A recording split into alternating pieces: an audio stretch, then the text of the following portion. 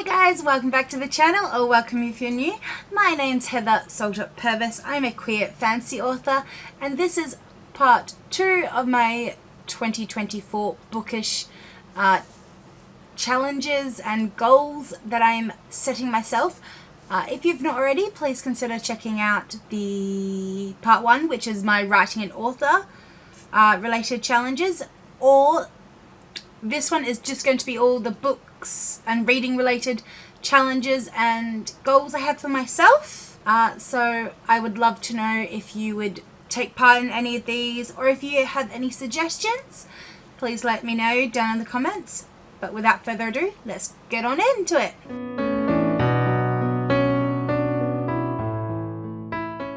First of all, I have 2 sort of standard reading goals that I set myself every year, and they are the Goodreads or Storygraph book number, so the number of books I read every year. I am going to up this to 75 just because I'm going to have a bit more time on my hands to read and listen to audiobooks. So that's about 6 or 7 books a month, being 12 months in the year. And the second one is, I have always strived for this number as it's a nice one to capture, but I've not actually hit it yet, so I'm going to keep pushing through, and that is to consume 24,000 pages next year. I know that some people can do 10,000 pages in a month. I struggle to kind of hit that, so it's a nice 2,000 pages a month of books read, listened to, viewed, all the types of reading.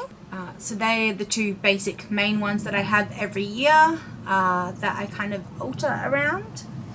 And then I take part in Kayla from Books and Lala's Buzzwordathon, and she has released her 2024 prompts. So I'll run through those here, but if you would like a recommendations video and what I'm planning on reading for them, please let me know down in the comments and I will do that as a separate video. So the Buzzwordathon is a year-long challenge. So each month you have a prompt with either having a word in the title or a theme of words that appear in the title. So January you've got there, or there. They're like 3 different iterations of it. February is positive words. So happy, nice, joyous, comfortable, sweet, precious, like nice words. March is a character's name in the title. Nature is April's, so book that has words related to planet, sea, earth, grass, tangible things in nature that you can touch.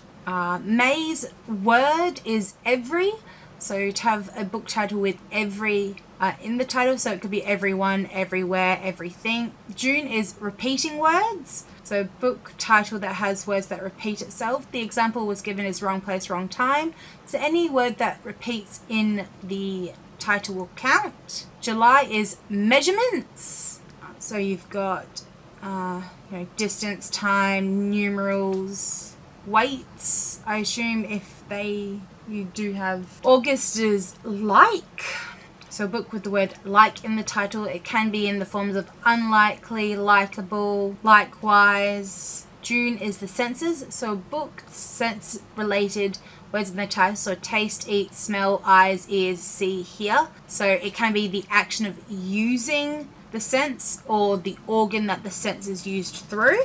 10 is relationships, so a book with a relationship in the title, so mother, father, aunts, uncles, boyfriend, grandma. So November would be only, so you have to have a word with only in the title. And then finally in December we're getting festive with having holiday related words in the title, so it can be holly, merry, Valentine's, present, Halloween, so any form of holiday that you celebrate. So they are the prompts for Buzzwordathon's challenge. You can find the link to it on Storygraph, and I'll put that down below. And as I said, if you would like me to do a recommendations and a TBR specifically for that challenge, let me know. And the other Storygraph reading challenge I'm taking part in is the Library Love Challenge. I am a big believer in the library. I think it's more than just going and getting a book. It's a great community place. There's, charity knitting groups, early childhood literacy groups. I've taken Dragon there to do rhyme time, story time, resources, as well as, talks, financial support. So I think libraries have changed from what we think they are, and they deserve a lot more love and support. So this one has 10 prompts in it. So the first one is any ebook checked out. So, using Hoopla, Libby, BorrowBox, OneDrive, Overdrive, anything like that. Same as an audiobook. So this also can be a physical book, audiobook that you get off the shelves, physical book you borrow, being told to prep dinner. So where we're up to indie physical books, so just getting anything off a book from a special display. So my library, when you first walk in, has like NAIDOC, which is like our Indigenous Week Pride Month. We do the Greatest Morning Tea, which is a cancer fundraising situation. Halloween, Diwali. This also gives you suggestions like Black History Month, Valentine's Day, a non-fiction book from the stacks, a graphic novel, manga or comic, and so it can be digitally or physically. Reading a book from the YA or middle grade section, a fiction book from the stacks written by an author you've never heard of. So that one can be fun. I might turn, getting these books into a vlog. If you're interested, let me know. A book advertised in your library email or newsletter, and a book recommended by a librarian. That is one of the favourite things I like doing around this time of year when I go in to look for presents for people, is actually asking what the best book people have read this year is, or I just like doing it to librarians during when we pop in to get things from for Little Dragon or myself, is what's the best book you would recommend. That is also a Storygraph reading challenge, so I will link that down below for you. And I am also going to participate in the Book Bingo of Doom challenge that Literary Diversions is creating. She will have a physical bingo board that you can fill in yourself, or you can use hers. I have gone ahead and made my own. I will put it up here for you to have a look. I will also have it on my Instagram if you would like to go along with mine or change them out. So I have complete 3 ongoing series. I have looked at my reading stats for this year, and I'm in the middle of about 55 series. So I would very much like to complete 3 of those series. I then have read 80% of the 2023 came in to my library, whether it be an audiobook, ebook, or a physical book in 2023 next year. But there is a caveat on this one, and I will get back to that. And the next one is 6 physically owned books, because I own a lot of books I've not actually read, and I would very much like to get those numbers down and double check if the books that I've got on my shelves are books I actually want to read, because if not, I should probably remove them.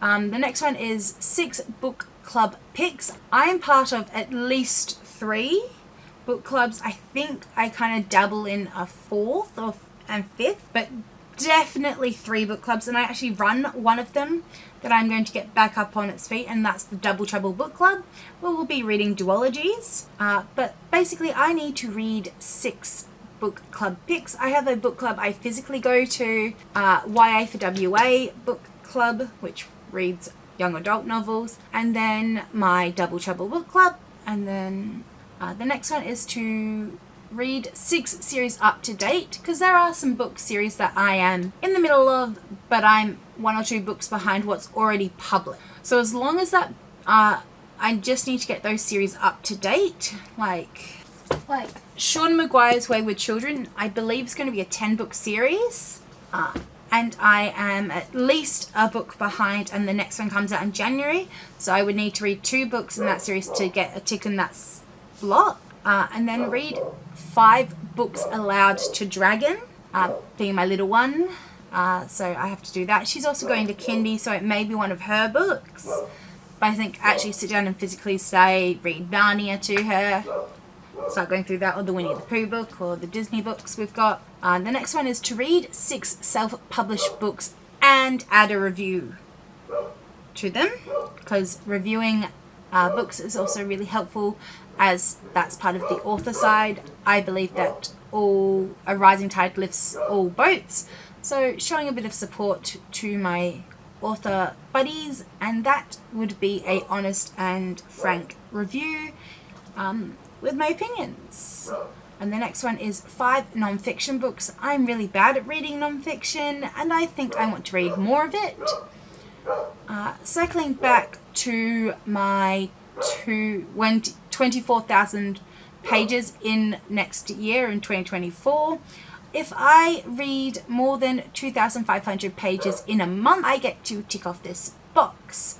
And finally, in regards to the middle top box being the 80% of my 2023 purchases or gifts, I'm going to use Leanne's from Literary Diversion's rule of if I complete any other of these blocks twice, I get to take 5% off the 80%. So as the year goes on, hopefully I will maybe have less of the percentage to read, and that just makes sure that the books that I do pick up and get gifted do get actually read and don't just wallow on my shelf. So they are the sort of 3 big book reading challenges I have, along with the 2 standard ones I participate in each year. If you have any, or you would like to share your reading goals or plans for me, let me know down in the comments. And if you would like a vlog specifically about any of the reading challenges and the recommendation video for Buzzwordathon, please let me know. And without further ado, let's use our voices to promote positive change in the world. Thank you, and bye bye for now.